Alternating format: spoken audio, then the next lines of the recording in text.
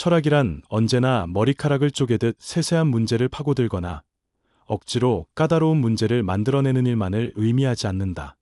오히려 가장 중요한 문제들은 너무나 일상적이어서 눈에 잘 띄지 않거나 근거 없는 전제들 속에 숨어 있는 것들이다. 우리는 그것들을 늘 반복적으로 전제하기 때문에 정작 우리가 그런 전제를 두고 있다는 사실조차 깨닫지 못하는 경우가 많다. 이 책에서 내가 제기하고자 하는 문제는 다음과 같다. 우리의 자아가 과연 자기의식 속에 온전히 담겨 있는가? 많은 이들이 이 질문에 그렇다라고 대답하곤 한다. 왜냐하면 이는 인간에게 가장 가까우면서도 가장 일상적인 문제처럼 보이기 때문이다. 하지만 사실 이것은 단순한 가정에 불과하다. 우리는 이 전제를 평생 짊어지고 살아가지만 그렇다고 해서 그 정당성이 커지는 것은 아니다. 오히려 이 전제는 논리적으로 근거가 없을 뿐 아니라 앞으로 보게 되겠지만 실제로는 잘못된 것이다. 꿈의 삶을 분석해보면 우리는 이 질문에 대해 아니오라고 답해야 함을 알게 된다. 자기의식은 그 대상에 미치지 못하며 오히려 자아는 자기의식을 넘어선다.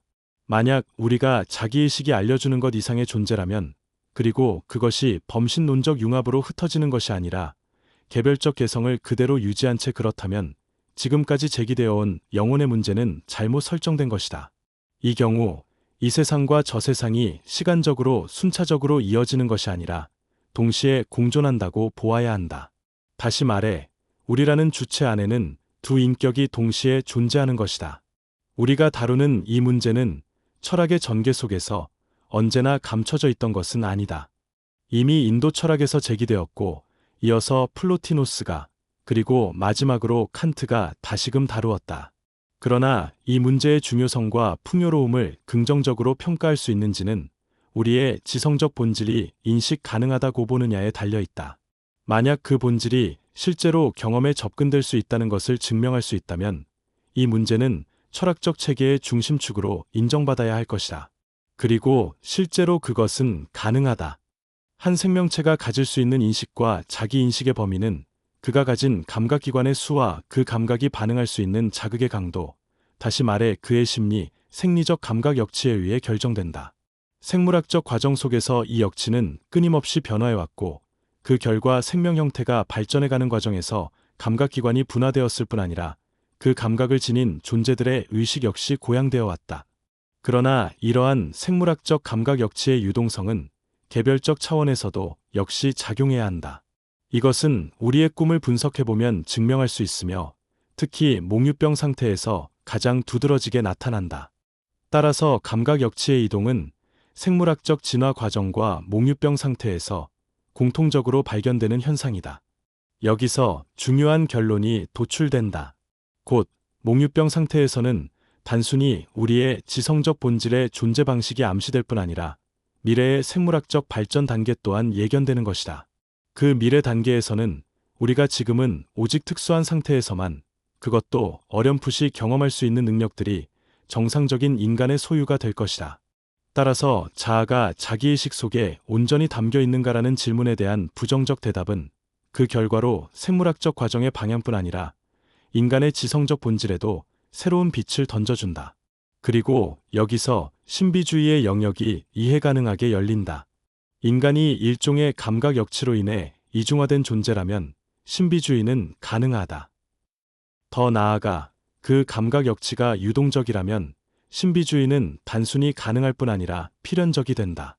이것이 이 책의 내용을 간단히 요약한 것이다. 여기서 다루고자 하는 것은 신비주의의 역사적이고 객관적인 형태들이 아니다. 오히려 모든 신비주의의 주관적 토대를 살펴보고 그 결과를 인간을 위한 철학적 체계에 활용하려는 것이다. 일반적으로 우리의 신비적이고 지성적인 주체가 내적으로 깨어나는 것은 감각적 존재 방식이 억눌릴 때에만 가능하다. 마치 태양이 지고 나서야 비로소 별들이 드러나는 것과 같다. 따라서 우리는 필연적으로 수면 상태, 특히 몽유 상태라고 불리는 그 심화된 상태를 연구하지 않을 수 없다.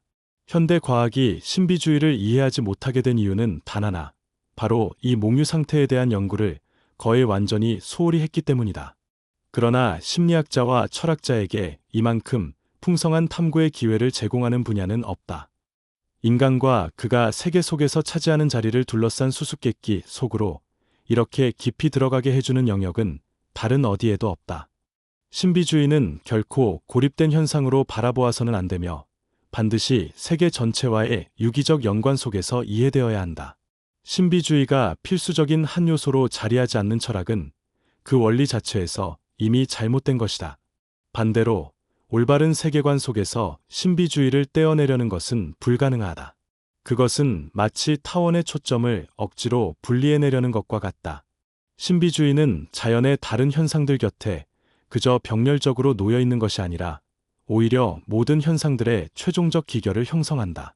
그것이 낡은 관념이라는 생각은 전혀 사실이 아니다. 오히려 신비주의를 위한 자리를 마련하지 못하는 소위 현대적이라고 불리는 관념들이야말로 진정으로 시대에 뒤떨어진 것이다. 신비주의가 단지 이미 지나가버린 과거의 한 시기에 속한다고 보는 것도 잘못이다. 오히려 신비주의는 앞으로 다가올 미래에야 비로소 그 온전한 의미를 드러낼 것이다. 칸트의 이성 비판, 감각 인식에 대한 생리학적 이론, 그리고 다윈주의. 이 모두는 신비주의가 결국 유기적으로 자리 잡게 될 새로운 세계관으로 수렴해 가고 있음을 보여준다. 자연과학은 이미 그 중심적 탐구의 깊이에 도달했다. 힘과 원자라는 개념을 통해 모든 현상을 자신의 내부로 환원시켰기 때문이다. 인간에 대한 학문 역시 마찬가지 과정을 겪어야 하며 그것은 범신론이나 이원론적 영혼론과는 다른 방식으로 이루어져야 한다. 꿈과 몽유 상태에서 나타나는 현상들은 우리의 지성적 주체가 실제함을 증명한다. 따라서 우리는 이제 무의식에 대해 보다 구체적이고 긍정적인 정의에 이르게 된다. 그것은 범신론적으로 이해되어서는 안 되며 어디까지나 개별적 개인적인 차원에서 파악되어야 한다. 그리고 그것은 그 자체로 무의식이 아니라 단지 감각적 존재에게는 알려지지 않은 것일 뿐이다. 따라서 수면 상태의 경험을 바탕으로 철학적 체계를 세우려는 시도는 결코 이상한 일이 아니다. 수면의 삶이 고유한 특징들을 지니고 있음이 입증된 이상 철학의 의무는 아직 형이상학적으로 충분히 탐구되지 않은 이 존재의 3분의 1을 깨어있는 산만큼이나 진지하게 연구하는 데 있다. 지금까지 경험의 한 중요한 부분, 수면 상태, 이 간과되어 왔는데 바로 그것이야말로 현대 정신의 발전 속에서 날카롭게 대립하는 양극을 화해시킬 수 있는 열쇠를 지니고 있다. 그리고 이러한 이론적 대립에서 비롯된 것이 바로 사회적 대립의 격렬함이므로 전자의 화해는 후자의 갈등 또한 완화시킬 수 있다. 나는 바로 여기에서 내 관점의 타당성을 확인한다. 왜냐하면 이론적으로 참된 것과 실천적으로 선한 것이 조화를 이루어야 한다는 신념은 나의 확고한 확신이기 때문이다. 나는 비록 인생이라는 시장의 소란스러움과는 멀리 떨어져 있었고 어떤 실용적 목적을 추구한 것이 아니라 사유의 내적 필연성에 이끌려 이 글을 쓰게 되었지만 그럼에도 불구하고 나의 저술이 비판가들로부터 편견 없는 평가를 받는다면 기꺼이 환영할 것이다. 왜냐하면 우리의 사회적 현실 속에서 서로를 화해시키고 조율하는 사상이 널리 퍼지는 일은 매우 바람직한 일이기 때문이다. 따라서 나와 이 주제를 진전시키는데 도움이 되는 모든 비평은 언제든지 환영할 것이다. 그러나 나는 그저 자신의 견해와 조금이라도 다르면 곧바로 저자가 제정신이 아니다 라고 여기는 부류의 비평가들에게서 그런 비평을 기대할 수는 없다. 이들은 저자가 어떤 주제에 대해 수년간 연구를 해왔다 하더라도 결국은 잘못에 빠졌다고 단정하지만 정작 자신들은 아무런 공부도 하지 않은 채 그 주제를 훨씬 더 잘 이해한다고 믿는 사람들이다. 나는 비평가에게 단순히 철학적 소양뿐 아니라 내가 인용한 주요 저작들에 대한 지식을 요구한다. 이것은 의심할 여지 없이 정당한 요구이다. 그러나 안타깝게도 오늘날에는 제대로 된 학문적 수련도 거치지 않은 채 스스로를 모든 분야에서 비평할 자격이 있다고 여기는 저널리즘식 평론가들이 너무 많다.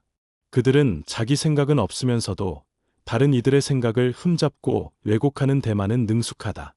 바로 이 점을 굳이 강조하지 않을 수 없다는 것이 안타까울 뿐이다. 그럼에도 나는 잘 알고 있다. 헤라클레이토스가 투쟁은 만물의 아버지다라고 말했듯이 그 투쟁은 진리의 아버지이기도 하다는 것을. 암바흐, 슈탄베르크 호수 근처에서 1884년 6월 카를 두 프레